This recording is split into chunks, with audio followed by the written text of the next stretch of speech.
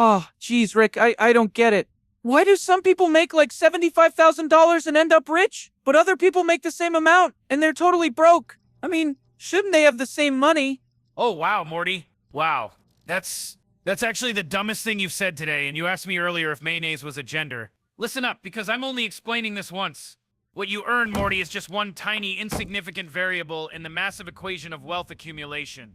It's like asking why two people who both own a spaceship don't end up in the same dimension. It's not about having the spaceship, Morty, it's about how you pilot the damn thing. See, our society is obsessed with income because it's easy to brag about. Oh, look at me! I make $200,000! Meanwhile, these absolute idiots are living paycheck to paycheck. Yeah, that's right, Morty. According to a 2024 study, 1/3 of people earning over 200 grand reported living paycheck to paycheck. $200,000, Morty. That's 16,000 a month after taxes, and they still can't make it work. Wait, B, but Rick, how is that even possible? That's a lot of money. Oh, you sweet summer child. It's possible because of three monumentally stupid mistakes that turn even high earners into broke losers. First up, lifestyle inflation. You know what that is, Morty. It's when people get more money and immediately think, oh boy, now I can spend more. It's the financial equivalent of getting a bigger liver so you can drink more alcohol. Technically possible, but profoundly idiotic. There's this book called The Millionaire Next Door, written back in 1996 by some researchers who actually did their homework for once. They studied the top 1%, Morty. And you know what they found? The richest people keep their lifestyles cheap and modest even when they're rolling in interdimensional credits. Meanwhile, doctors and lawyers are driving around in luxury cars they can't afford, living in McMansions, drowning in debt because they want to keep up with their colleagues. It's pathetic, really. The author uses this sports analogy that even your brain can understand. Income is offense, spending is defense. You can have the best offense in the multiverse, but if your defense is garbage, you're gonna lose the game every single time. So, like, rich people just don't buy stuff? No, Morty, they buy stuff. They just don't buy stupid stuff. I make my coffee at home instead of paying $5 for some pretentious latte with a name I can't pronounce. Partially because I like burnt drip coffee that tastes like dirty hot water, but mostly because I'm not a moron who throws away $1,500 a year on bean juice. It's called being strategic, Morty.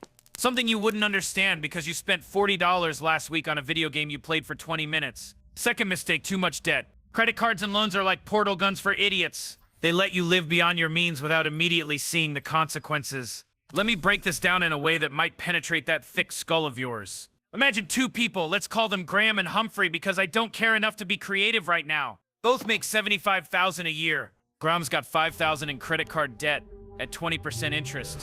To pay it off in a year, he needs to throw $500 a month at it. Humphrey, smart guy that he is, has zero debt and invests that same $500 monthly into the S&P 500 at 8% returns. In 1 year, Humphrey's got $6,000 that's starting to compound. In 30 years, that $6,000 turns into $60,000. Meanwhile, Graham's still trying to dig himself out of a hole he created buying garbage he didn't need. Oh man, that's actually really bad, Rick. Yeah, no kidding, Morty. And it gets worse. People carry loans on cars. Cars, Morty? Depreciating assets. That means they're paying interest to own something that loses value every single day. It's like paying someone to punch you in the face repeatedly. The only debt that's remotely acceptable is a mortgage, and even that's debatable depending on your situation. Third mistake, and this is where it gets really stupid, people don't track their spending. They just swipe, swipe, swipe like mindless zombies, completely oblivious to where their money's going. I knew this guy in my 20s who would buy sandwiches from a deli even though his company provided free lunch. He spent over $150 a month on sandwiches. Sandwiches. Morty? I mean, maybe he just really likes sandwiches. Or maybe he was a financial imbecile with zero self-awareness. Here's the thing, Morty. Humans are horrible at estimating their spending. There's this MIT study using fMRI imaging that literally scanned people's brains while they spent money. When people used credit cards, it activated the striatum, the reward center of the brain, regardless of price. But cash purchases? Barely any activation. You know what that means? Credit cards make spending feel good while removing the pain of payment. It's a neurological trap designed to make you poor. When you hand over physical cash, your brain actually registers pain. But when you swipe, nothing. Just dopamine and bad decisions. That's why people who don't track their expenses end up spending way more than they think they do. So those are the 3 ways people sabotage themselves into poverty despite decent incomes. But now let's talk about the flip side. The 3 habits that actually build wealth, and pay attention because this is where winners separate themselves from losers like you, Morty. Hey, I'm not a loser. You asked me last week if Nebraska was a country, Morty. Anyway, habit number 1, investing early. This is where compound interest becomes your best friend instead of your worst enemy. Let me use our friends Graham and Humphrey again because apparently I'm committed to this bit now.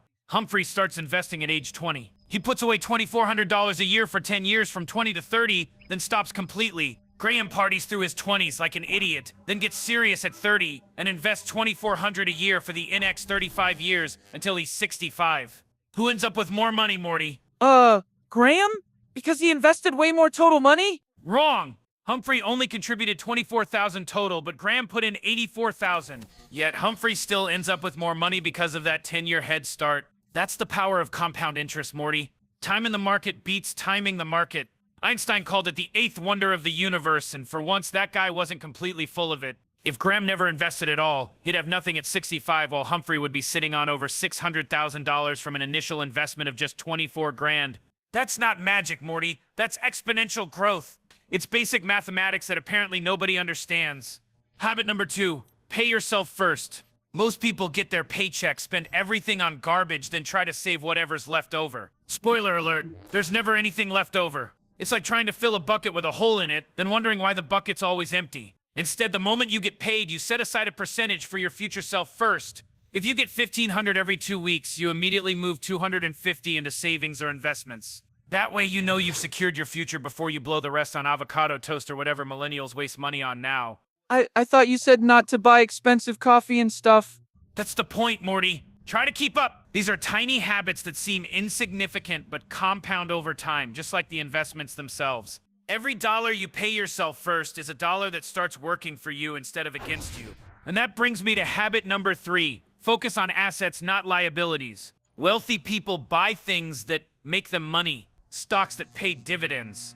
Real estate that generates rental income. Businesses that produce cash flow. These are assets that either appreciate in value or generate passive income or both. Poor people buy liabilities. Cars that depreciate the second you drive them off the lot. Designer clothes that lose value immediately. Big screen TVs that become obsolete in 2 years. But here's where it gets really stupid, Morty. They don't just buy these liabilities outright. No. They take out loans to buy depreciating assets. They're literally paying interest to own something that's becoming LSS valuable every single day. It's financial self-sabotage on a cosmic scale. If 2 people have the same income, but one focuses on accumulating assets while the other accumulates liabilities, the wealth gap between them will grow exponentially over time. It's not even a fair fight. So it's not really about how much you make? It's about what you do with it? Wow, Morty, you actually absorbed something. I'm genuinely impressed. But here's where it gets even more interesting, because personal finance isn't just about math and spreadsheets. It's about psychology. And most people's psychology around money is more messed up than my relationship with the Galactic Federation. Let me explain scarcity mindset versus abundance mindset. Someone with a scarcity mindset constantly worries about running out of money even when they have enough. They hoard cash under their mattress because they're terrified of taking any risk whatsoever. Sometimes this leads them to never invest, which ironically guarantees they'll stay poor.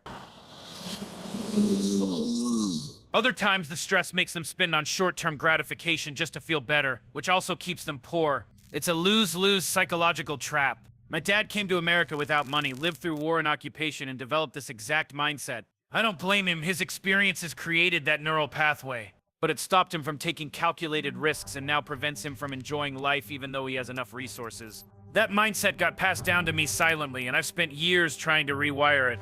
That's actually kind of sad, Rick. Yeah, well, the universe is sad, Morty. Get used to it. Now, contrast that with an abundance mindset. These people believe there's enough money to go around and more can always be generated. They see money as a tool, not a finite resource to be hoarded. They invest because they believe in growth, not out of fear of loss. They might spend $5,000 on a conference or course because they understand ROI. To someone with scarcity mindset, that looks insane. But to someone with abundance mindset, that's an investment in themselves that will generate multiples in return. They sacrifice short-term gratification for long-term compound growth. And this success builds confidence, which reinforces the belief in potential, creating a virtuous cycle. This psychological difference is yet another reason why 2 people with identical incomes can end up in completely different financial situations. One person's trapped in fear and scarcity, the other's riding an upward spiral of growth and abundance. So what should people actually do about all this? Finally asking practical questions. Okay, listen up. Step 1, make a budget. You can build a suspension bridge by accident, Morty. You need blueprints. Same thing with finances. Write down your income, expenses, savings goals. Actually plan where your money goes instead of wondering where it went. Step 2. Eliminate consumer debt. Credit cards, car loans, all that garbage. When you don't have payments draining your accounts, you have actual resources to build wealth with. It's like removing parasites from your bloodstream. Step 3. Actually save and invest. Don't just think about it. Don't just plan to do it eventually. Actually do it. Set up automatic transfers. Make it systematic. Rich people don't stumble into wealth by accident. They engineer it deliberately. And step 4. Live below your means. This is the foundational principle that everything else builds on. If you earn $75,000 but live like you earn $50,000, you have $25,000 to invest every year. Do that for 30 years. With compound growth and you're a millionaire. It's not complicated, Morty. It's just discipline. The real secret? Personal finance is more about mastering yourself than mastering mathematics. It's about understanding your habits, your psychology, your behavior patterns. The math is easy. An 8th grader could do the calculations. But controlling your impulses, overcoming your programming, rewiring your relationship with money, that's the hard part. That's where people fail. Wow, Rick, that was actually really helpful. And not even that mean. Yeah, well, don't get used to it, Morty. Now, if you'll excuse me, I need to go yell at cryptocurrency bros on the internet. They think they understand economics, but they're just gambling addicts with vocabulary words. It's honestly embarrassing for our entire species.